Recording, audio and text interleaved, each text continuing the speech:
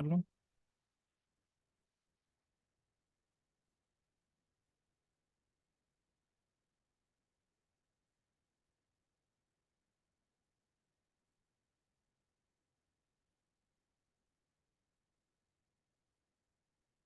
तमाम participant kindly R को open कर लें। आज हमारा जो टॉपिक है वो है वेबसाइट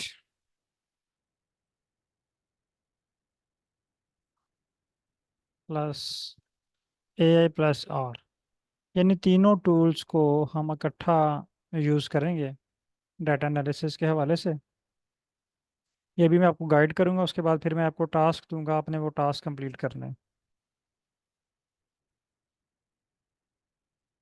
जब भी आपने वेबसाइट से हेल्प लेनी है या चैट चैट जीपीटी या किसी भी और एआई टूल से आपने हेल्प लेनी है, तो आपने अपने डाटा सेट का एसटीआर प्रोवाइड करना, स्ट्रक्चर प्रोवाइड करना है। ये चीज़ें आप जो है वो इस पे लास्ट वीक से इसके ऊपर प्रैक्टिस कर रहे हैं, और बहुत सारे पार्टिसिपेंट ने बहुत अच्छे प्लाट जो हैं बना के ग्रुप में शेयर किए हुए हैं।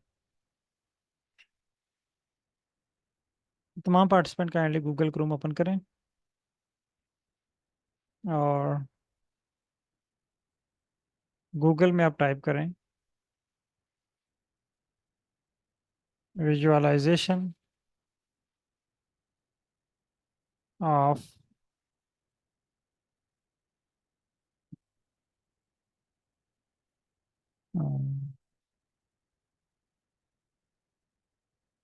प्लाट्स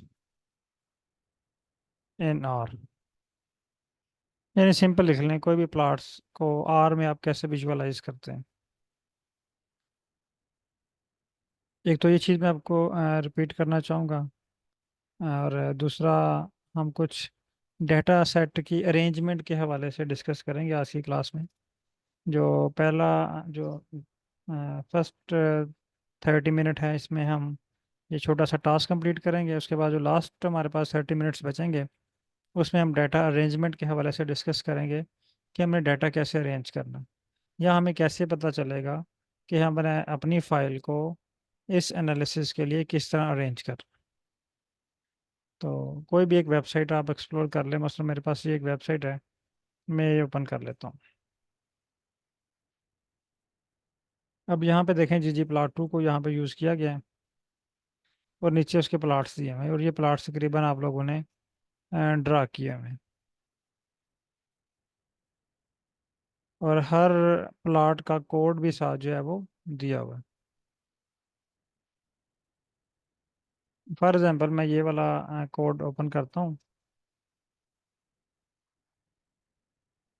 ये भी मैं आपको एक करके दिखा रहा हूँ, फिर मैं आपको जो है वो गाइड करता हूँ। मसलन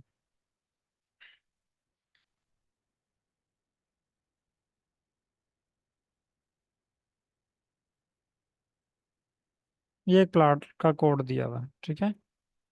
अब मैं चाह रहा हूँ कि इसी तरह का प्लाट क्रिएट करूँ। आपने इस कोड को कॉपी करना है, सेम टू सेम कॉपी किया। कॉपी करने के बाद आपने इसको चैट जीपीटी पे ले आना है। चैट जीपीटी पे आ गए।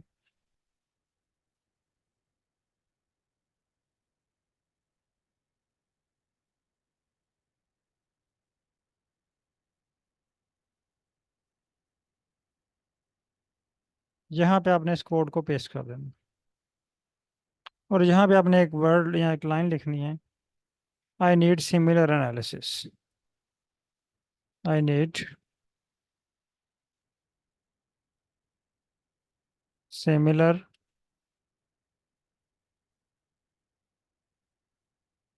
Analysis in are on this data set, और यहाँ पे आपने डाटा सेट प्रोवाइड करना है।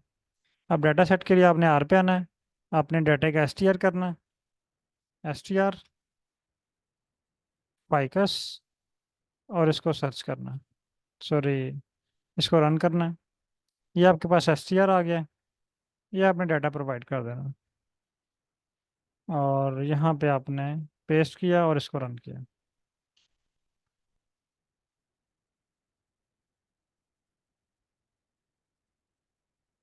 अब देखिए कह रहा है to perform a similar analysis and visualisation on your ficus data set you can create a series of plots to show how two different measurements, petal width, petal length, sepal width, and sepal length, vary by species. Here's how you can do it using ggplot2 and dplyr. यानी उसने क्या किया, उसी code को मेरे डाटे के मुताबिक फाइकस वाली फाइल के मुताबिक उस कोड को एडिट करके दे दिया। यानी अब आपको कोड एडिट नहीं करना पड़ेगा। अगर आपको रीडिंग और राइटिंग आती है तो समझे कि आप सक्सेसफुली कोड रन कर सकते हैं। अगर आप इस कोड को पढ़ें तो आप में से बहुत सारे पार्टिसिपेंट इस कोड को, ज़्यादा नहीं लेकिन 30% मैं गारंटी देता हूँ कि तकरीबन तमाम पार्टिसिपेंट 30% इसको ज़रूर रीड कर सकते होंगे। मसलन यहाँ से अगर हम शुरू करें लाइब्रेरी, तमाम पार्टिसिपेंट को पता है कि हमने ये लाइब्रेरी क्यों करना है। ठीक है। फिर उसके बाद प्लॉट्स विद, यहाँ पे ये फंक्शन यूज हुआ है और इसे कहते हैं पाइप ऑपरेटर। ये तब यूज़ करते हैं जब हमने दो तीन फंक्शंस को, कोड्स को मिला के रन करना होता है। ggplot या static x एक्सिस पे स्पीशीज, y एक्सिस पे petal width, fill by species, ये आप ऑलरेडी जो है ये चीज़ें परफॉर्म कर चुके हैं मैं बेसिक प्लॉट के अंदर। तो मैं इसको कॉपी करता हूँ। कॉपी करने के बाद आर पे आते हैं। आर पे हम इसको रन करते हैं।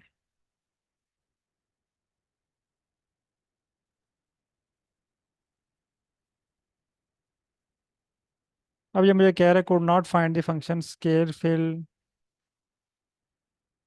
variates। अब ये फंक्शन वो कह रहा है ये आपके पास नहीं है। इसका मतलब ये है कि यहाँ पे मेरे पास एक पैकेज नहीं है। ये देखिए मैंने ऊपर भी मेरे पास एक एरर शो हुआ, एरर इन लाइब्रेरी HR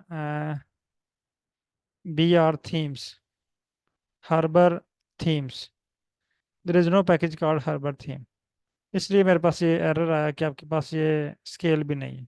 तो उसका मतलब है पहले मुझे ये एरर को रीड कर लें। एरर को रीड करने के बाद अगर तो आपको समझ आ जाती है ना, तो आप इसको यहाँ पे रिजॉल्व करने की कोशिश करें। अब ये कह रहा है जी मुझे ये पैकेज इंस्टॉल करना है। मैं इसको कॉपी कर लेता हूँ हर्बर थीम को। कॉपी करने के बाद इसको पैकेजेस में इंस्टॉल बटन पर क्लिक करना है। अभी काइंडली तमाम पार्टिसिपेंट इसको अंडरस्टैंड करें, इसको देख लें। आप मेरे साथ बेशक प्रैक्टिस ना करें क्योंकि मैं स्पीड से चल रहा हूँ। जस्ट आपको ये स्टेप्स समझाने की कोशिश कर रहा हूँ कि ये स्टेप आपने फॉलो करने हैं। अभी मैं आपको एक टास्क देने लगा हूँ छोटा सा।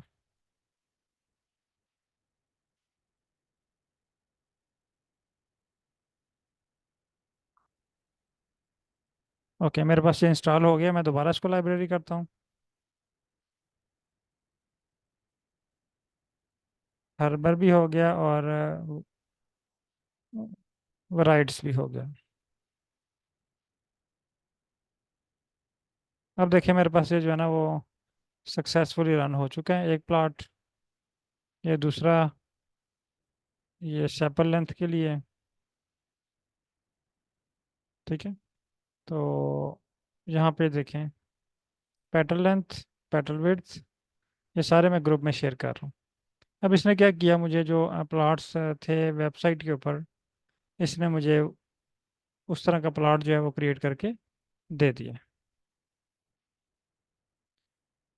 अब आप लोगों के लिए टास्क है कि, यानी स्टेप मैंने आपको समझा दिए हैं कि आपने क्या करना है। यानी वेबसाइट से कोड लेना है, चैट जीपीटी पे उसको एडिट करना है और आर पे उसको रन करना है। अभी टास्क नोट कर लें, 10 मिनट का टाइम है आपके पास। आपने 10 मिनट में ये टास्क कंप्लीट करना है। आपने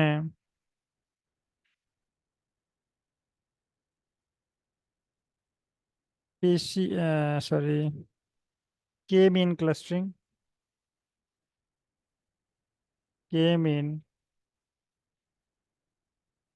स्पेस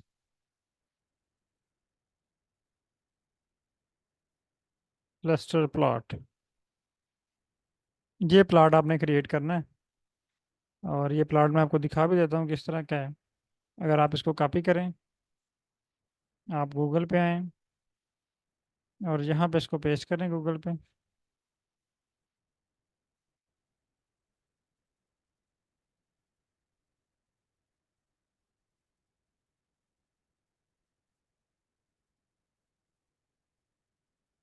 और इमेजेस पे आ जाए। अब ये देखिए आपके पास के मीन क्लस्टरिंग के प्लॉट क्रिएट हो गए हैं, ठीक है। तो आपने इसमें 3D प्लॉट भी बना सकते हैं, 2D प्लॉट भी बना सकते हैं। ये वाला 3D प्लॉट है, ये बाकी जो है वो 2D प्लॉट शो हो रहे हैं। तो आपने मुझे इस तरह का प्लॉट जो है ये क्रिएट करके चेक करवाना है। ये सैम्पल प्लॉट मैं ग्रुप में शेयर कर देता हूँ। अभी आपके पास 10 मिनट हैं, जल्दी से इसको स्टार्ट करें और क्रिएट करें और उसको ग्रुप में शेयर कर दें। सैम्पल प्लॉट मैंने ग्रुप में शेयर कर दिया है। आप लोगों ने के मीन क्लस्टरिंग क्रिएट करनी है और के मीन में आपने 5 क्लस्टर क्रिएट करने हैं, ठीक है। ये डिपेंड करता है कि आप इसकी कितनी ग्रुपिंग करना चाह रहे हैं। आप 2 क्लस्टर भी क्रिएट कर सकते हैं, 3 भी कर सकते हैं, 5 भी कर सकते हैं, 6 भी कर सकते हैं। ये डिपेंड करता है कि आपकी रिक्वायरमेंट क्या है या आपका जो टास्क क्या है या आप कितने क्लस्टर या कितने ग्रुप क्रिएट करना चाह रहे हैं अपने डाटा के अंदर। तो यहाँ पे आप जो है वो 5 ग्रुप क्रिएट करके जो है वो मुझे, बल्कि आप 3 ग्रुप, क्योंकि हमारे पास 3 स्पीशीज़ हैं, तो 3 ग्रुप जो हैं वो आपने क्रिएट करने हैं और इसको ग्रुप में जो है ना वो आपने शेयर करना है। 10 मिनट के बाद फिर हम नेक्स्ट स्टेप की तरफ चलते हैं।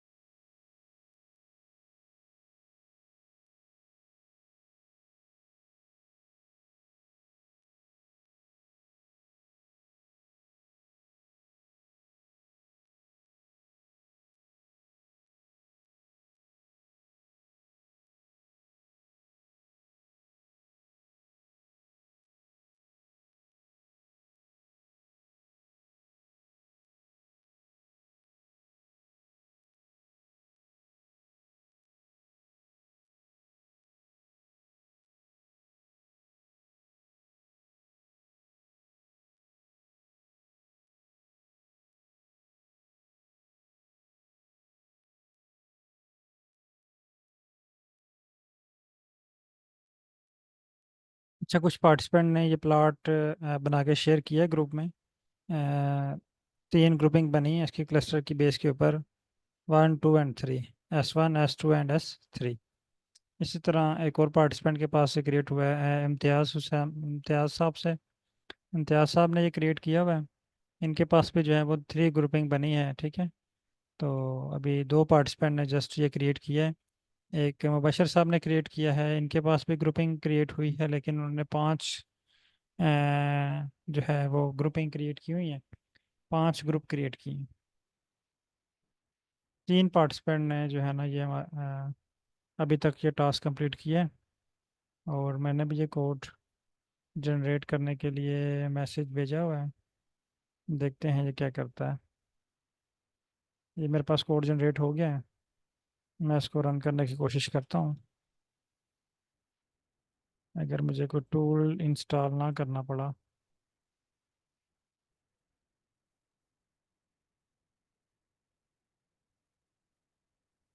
ये देखिए, ये भी मेरे पास K2 यानी 2 ग्रुपिंग हुई है, ये देखिए यहाँ पे लिखा हुआ है सेंटर 2 है। अगर मैं यहाँ पे सेंटर इसका 3 करता हूँ, अभी देखिए ये क्या आता है।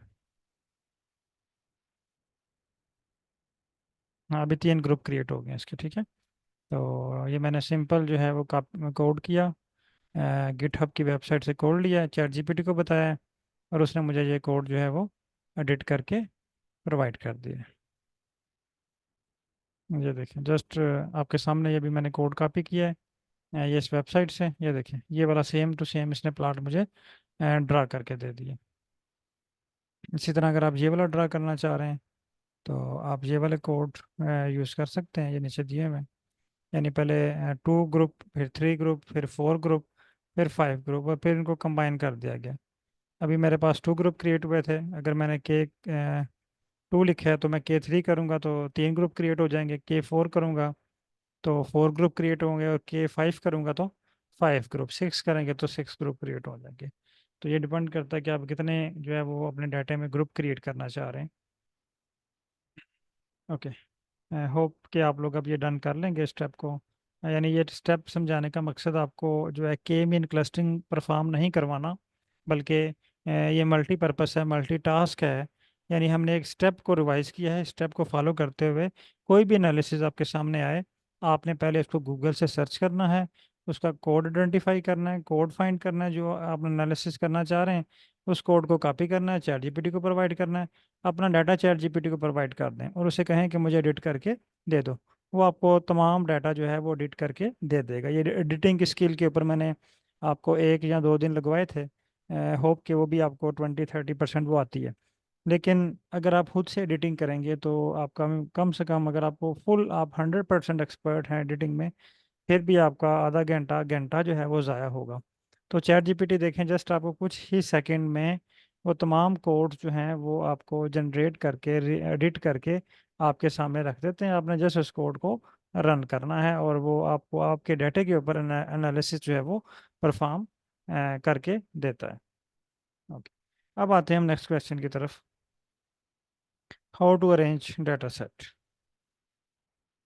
ये बहुत ही इंपॉर्टेंट एंड टेक्निकल जो क्वेश्चन है, और बहुत सारे पार्टिसिपेंट की तरफ से क्वेश्चन आता है कि सर हमारे पास डाटा भी है, हमें ये तरीका भी आता है करना, लेकिन हम डाटा अरेंज नहीं कर पा रहे, कि हमें नहीं समझ आ रही कि अगर हमने 1 वे एनालिसिस करना है तो उसके लिए हमें डाटा कैसे अरेंज करना है, 2 वे एनालिसिस करना है तो उसके लिए डाटा कैसे अरेंज करना है, और कौन कौन से एनालिसिस अप्लाई करने हैं। एक तो जो एआई टूल्स हैं ये आपको बहुत ही ज़्यादा हेल्प प्रोवाइड कर रहे हैं।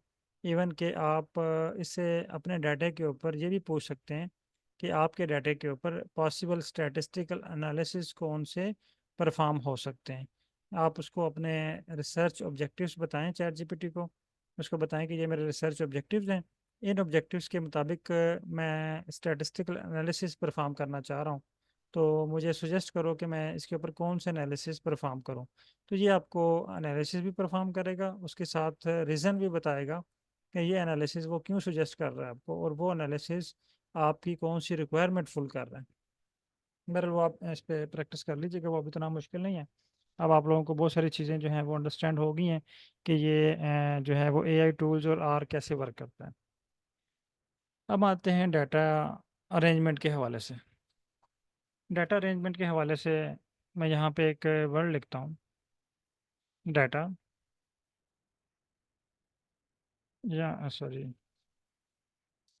डाटा, ये पहला सेलेक्ट करता हूँ और यहाँ पे लिखता हूँ आयरस। ये देखिए मेरे पास सजेशन आ गई, आयरस 3, आयरस, आयरस पे क्लिक करता हूँ। आइरिस पे क्लिक करने के बाद इसको रन करता हूँ। ये देखें, जैसे मैंने रन किया, स्क्रीन नंबर 3 में मेरे पास डाटा शो हो गया आइरिस का।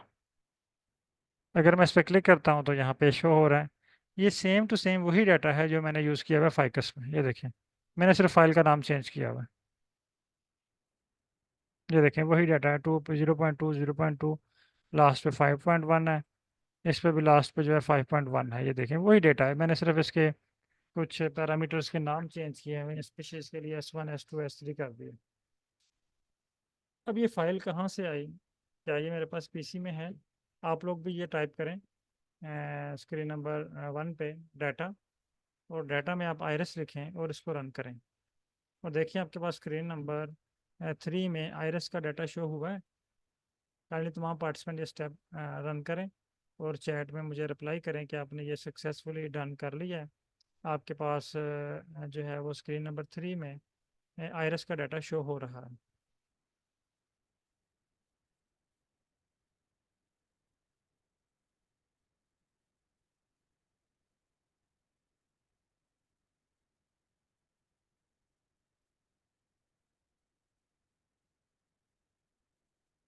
ओके।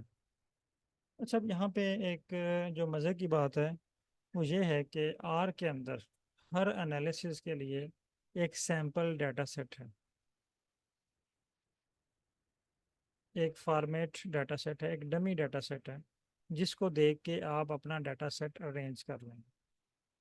स्टैटिस्टिकल एनालिसिस के लिए ये जो फाइकस वाला या आयरस वाला डाटा सेट है, अगर हम स्पीशीज वाले कॉलम को नंबर 1 पे ले आएँ और पेटल विड्थ को नंबर 5 पे ले जाएं, तो ये 1 हमारा ये हो जाएगा स्पीशीज वाला। सेकंड, थर्ड, फोर्थ, फिफ्थ तो भी ओके है। अगर आप इसको लास्ट पे रहने दें तो भी ओके है।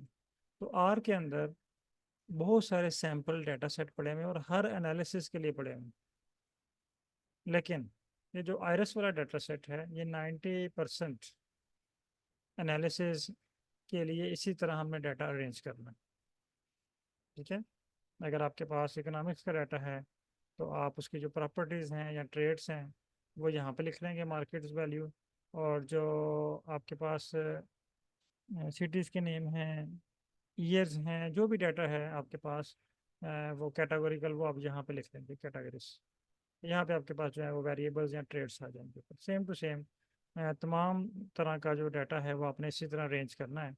और तकरीबन 90% जो टास्क हैं आपके, वो इस तरह की अरेंजमेंट से आप कंप्लीट कर लेंगे। आपने हीट मैप बनाना है, आपने कोरिलेशन निकालना है, आपने रिग्रेशन निकालना है, आपने कार्ड डायग्राम बनानी है, आपने डेंडोग्राम बनाना है, आपने के मीन क्लस्टरिंग करनी है, कोई भी एनालिसिस आपने करना है तो आपको अपना डाटा सेट इस तरह अरेंज कर लें बस। दूसरा कुछ चीज़ें हैं जो डिफरेंट है। मसलन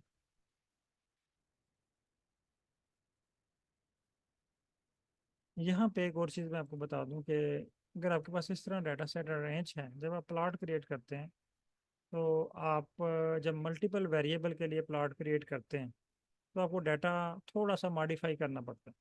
वो चैट जीपीटी आपको मॉडिफाई करके दे देता है। अब वो मॉडिफिकेशन क्या है वो भी मैं आपको क्लियर कर दूं। आपके पास जो डाटा है ये दो फॉर्म में होता है, आप बल्कि दूसरे टूल्स में भी दो फॉर्म में होता है। एक को हम कहते हैं वाइड फॉर्म, एक को हम कहते हैं वाइड फॉर्म, और दूसरा है long form. Wide form data और लॉन्ग फॉर्म। वाइड फॉर्म से मुराद है कि ये जो डाटा सेट है अभी आपके पास, ये जिस कंडीशन में है, जिस हालत में है अभी, ये वाला डाटा ये लॉन्ग फॉर्म में है। सॉरी, ये वाला डाटा ठीक है। यानी हर वेरिएबल के लिए अलग कॉलम है। जब हर वेरिएबल के लिए, हर ट्रेड के लिए, हर करेक्टर के लिए एक अलग कॉलम हो तो इसे हम कहते हैं वाइड फॉर्म ऑफ डाटा। लेकिन जब ये सारी चीज़ें एक ही कॉलम में हो, यानी एक कॉलम हमारे पास स्पीशीज का हो, दूसरा कॉलम पेटल विड्थ का हो, यानी ये ट्रेड्स के नाम हो, और तीसरा कॉलम वैल्यूज़ का हो, तो उसे हम कहते हैं लॉन्ग फॉर्म। अभी मैं आपको लॉन्ग फॉर्म भी दिखाता हूँ। मैं फॉर एग्जांपल अपने डाटा की एसटीआर करता हूँ फाइकस का। ठीक है, ये फाइकस का एसटीआर हो गया। अब मैं चैट जीपीटी को कहता हूँ कि I want to convert this data into long form.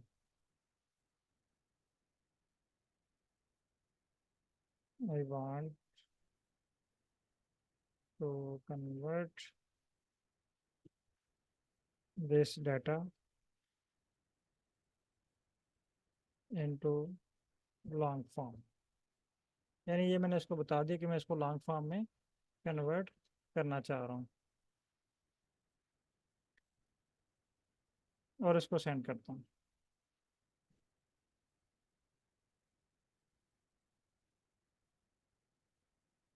अब देखिए यहाँ पे कह रहा है कि फंक्शन जो होता है पाइवट लॉन्गर, जो कि टाइडीवर्स का एक फंक्शन है।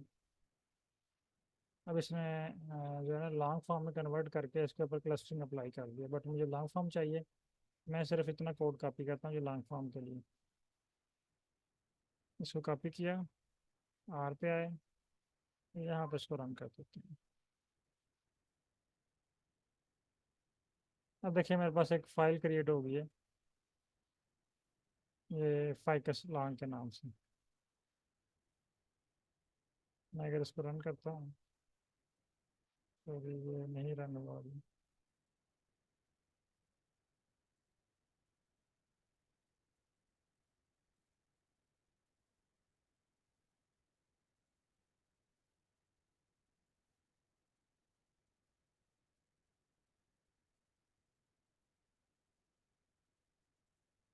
लेकिन मुझे दोबारा जनरेट करना पड़ेगा।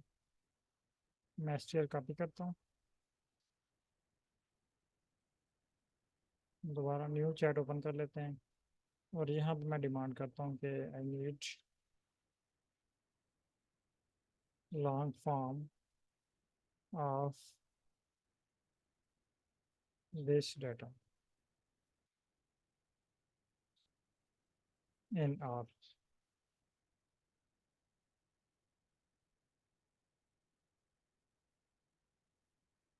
यहाँ पे भी देखें ये पाइवेट लॉन्गर वाला फंक्शन जो है वो अप्लाई कर रहा है। सेम वही पैकेज है, टाइडर्स टाइडीवर्स और फाइकस लॉन्ग। मैं इसको कॉपी करता हूँ और चैट जीपीटी आर पे इसको रन करते हैं।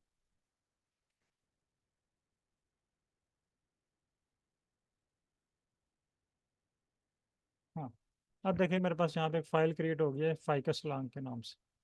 इसमें 600 ऑब्जर्वेशन और 3 वेरिएबल हैं। पहले हमारे पास टोटल ऑब्जर्वेशन 150 थी और 5 वेरिएबल्स थी। अब वही फाइल है, इसमें 600 ऑब्जर्वेशन हो गए हैं और 3 वेरिएबल्स हो गए हैं। इस फाइल को ओपन करके देखते हैं।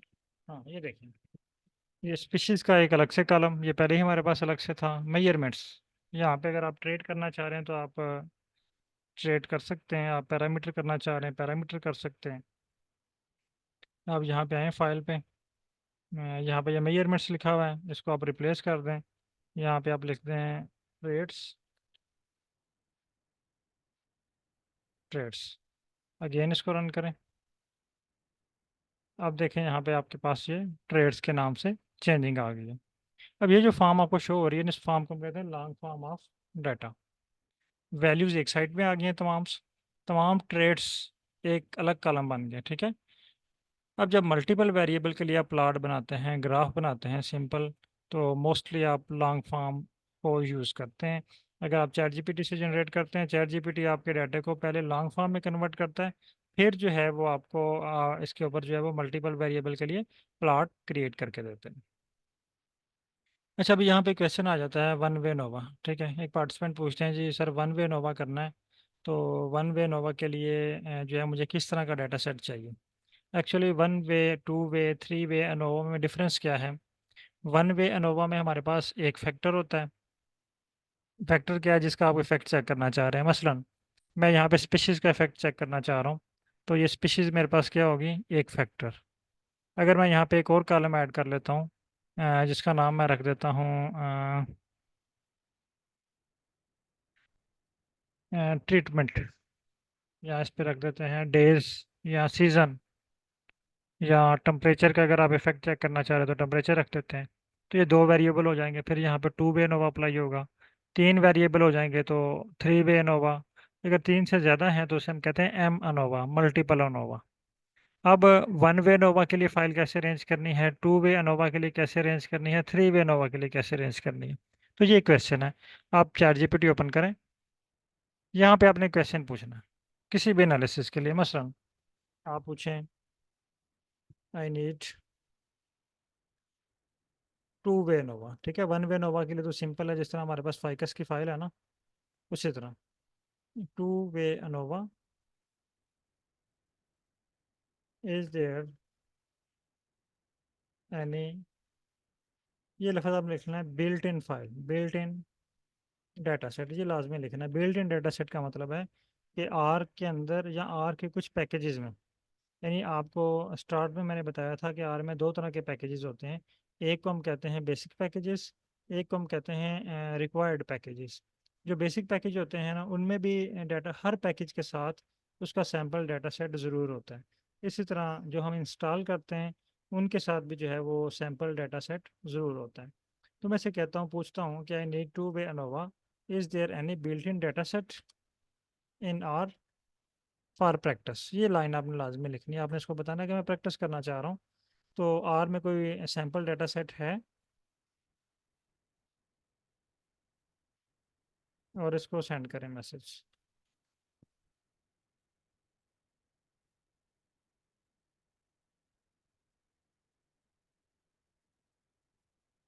ये कह रहा है कि yes R provide a several built in data set that can be use for practicing two way ANOVA, one such data set is the ट्रूथ ग्रोथ।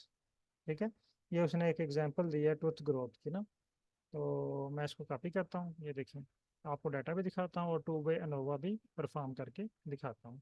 आप अभी बेशक कि मेरे साथ लाइव प्रैक्टिस ना करें, आप इसको बाद में जो है वो परफॉर्म कर लीजिएगा। आप जस्ट स्टेप नोट करें, जो तरीका है या उसको आप फॉलो करें बस।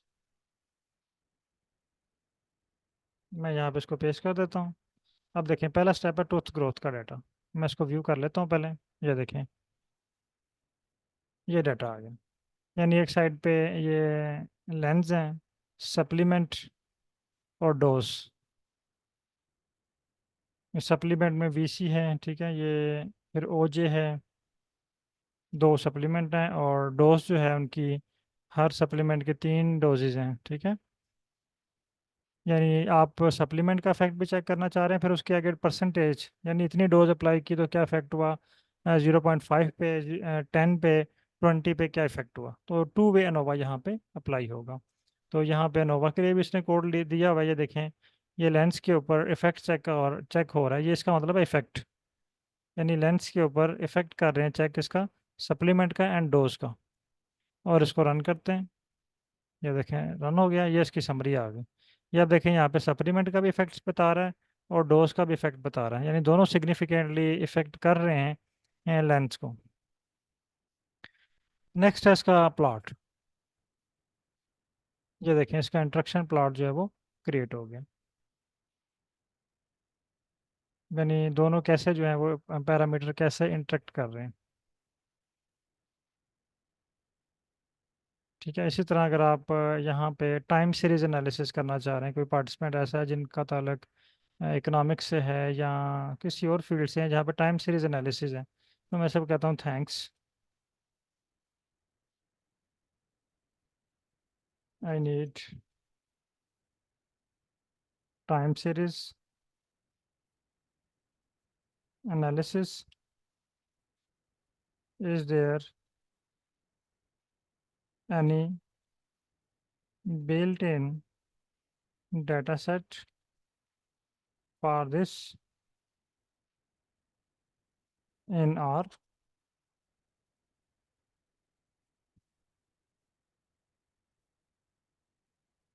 वो कह रहे एयर पैसेंजर का जो डाटा सेट है, ये टाइम सीरीज एनालिसिस के मुताबिक है। आप अपने डाटा सेट को इसके मुताबिक अरेंज कर सकते हैं अगर आप टाइम सीरीज एनालिसिस परफॉर्म करना चाह रहे हैं। अब उसने मुझे उसके लिए स्क्रिप्ट भी लिख के दे दिया टाइम सीरीज एनालिसिस के लिए। मैं इसको कॉपी करता हूँ और यहाँ पे इसको रन करता हूँ।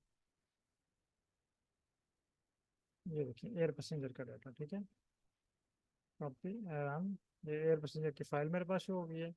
इस पर आप क्लिक करें, ये देखें, ये नीचे डाटा शो हो रहा है। यानी एक साइड पे ईयर्स शो हो रहे हैं और दूसरी साइड पे आपके जो मंथ्स जो हैं वो जनवरी, फरवरी, मार्च, अप्रैल, मई, जून, जुलाई शो हो रहे हैं। यानी 1949 में 12 मंथ का जो डाटा है, जनवरी में क्या रिजल्ट थे, फरवरी में क्या रिजल्ट थे, मार्च में क्या रिजल्ट थे, अप्रैल में क्या रिजल्ट थे, फिर 1950 में, 51 में। यानी इस तरह आपने डाटा अरेंज करना है अगर आप टाइम सीरीज एनालिसिस परफॉर्म करना चाह रहे हैं। ये देखिए, ये प्लॉट भी इसने बना के दे दिया।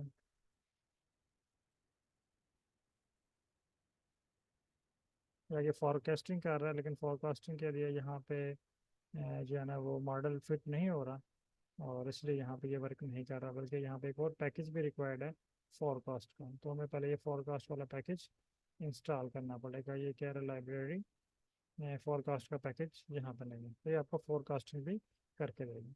तो ये decomposition of additive time series, और टाइम सीरीज को उसने डिकम्पोज कर दिया, यानी इसको डिवाइड कर दिया है। इसी तरह जो मेन है वो प्लॉट भी मैं आपके साथ शेयर करता हूँ।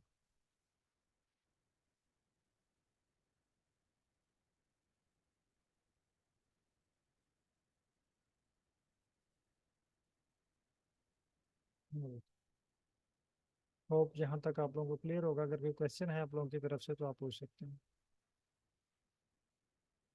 किसी पार्टिसिपेंट की तरफ से कोई क्वेश्चन है तो आप पूछ सकते हैं यहाँ पे। अगर क्लियर है तो फिर आप लोग जो हैं वो इन चीज़ों की प्रैक्टिस करें। अब आपके जहन में जो एनालिसिस आ रहा है वो आप डिस्कस कर सकते हैं। जी डॉक्टर यासिर हबीब साहब, काइंडली माइक अनम्यूट कीजिएगा।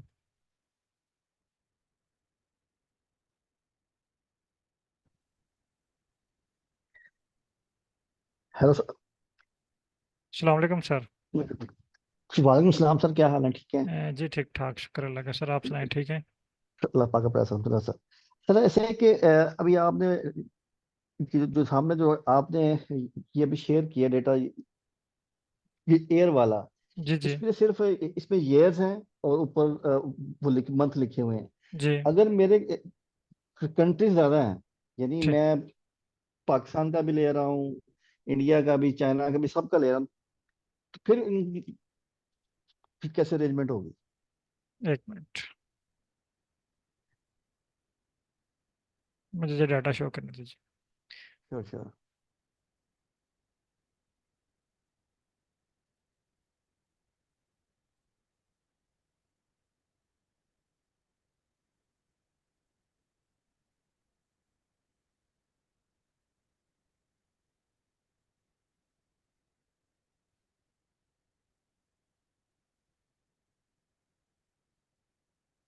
अच्छा, ये वाला डाटा ये जी शो जी। हो रहा है आपको? अच्छा, इसमें आप हाँ क्या हाँ। कहना चाह रहे हैं? ये देखिए ना, ये सिर्फ मेरे ख्याल में एक ही कंट्री का डेटा है, यानी बिल्कुल। 1949। ठीक है, अगर हाँ मैं चाह रहा हूँ हाँ, मेरे यहाँ पास पे मल्टीपल। बिल्कुल, एक मिनट, मुझे समझ आ गई आपकी बात, एक मिनट। मैं इसको कॉपी करता हूँ और एक्सेल की फाइल में ले आता हूँ, ताकि यहाँ पे आपको मैं बना के दिखा दूँ, फिर ज़्यादा क्लियर हो जाएगा। अच्छा अच्छा, ये तो अच्छा है।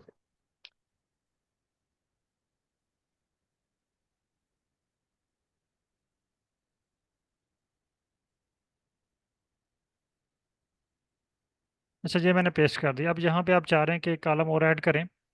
आपके पास फॉर एग्जाम्पल 4 कंट्रीज़ हैं, बिल्कुल ऐसे ही सर। ठीक है? मसलन मैं यहाँ पर लिख लेता हूँ कंट्री ए। अब आपके पास कंट्री ए का जो है ना ये सारा डाटा है, ठीक है? बिल्कुल सर। आप क्या करेंगे, ये कंट्री ए का ही डाटा है, ठीक है? इसको कॉपी ठीक है। करेंगे और ये सारा आपका आ जाएगा कंट्री ए का, ठीक है। ठीक है? अब इसी तरह आपके पास फॉर एग्जांपल ये नेक्स्ट कंट्री बी का डाटा है।